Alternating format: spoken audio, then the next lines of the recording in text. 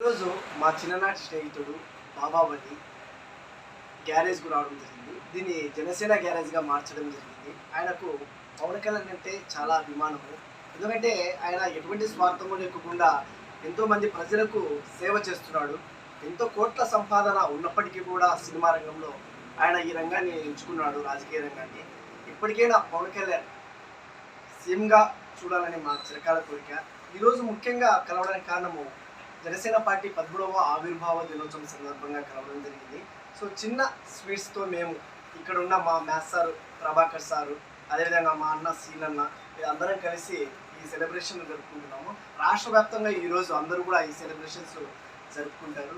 అదేవిధంగా ఈ యొక్క జనసేన గ్యారేజీలో కేవలం ఇక్కడ వెహికల్స్కి సంబంధించి గ్యారేజ్ చేయడంతో పాటు ఎటువంటి సమస్యలు వచ్చినా కూడా ప్రజలకు తమ వంతు కృషి చేసే విధంగా ముందుకుంటారు. సో ఇలాంటి అవకాశం ఇచ్చిన బాబాబలికి నాకు థ్యాంక్స్ చెప్తున్నాను. జై జనసేన. జై జనసేన. Okay sir.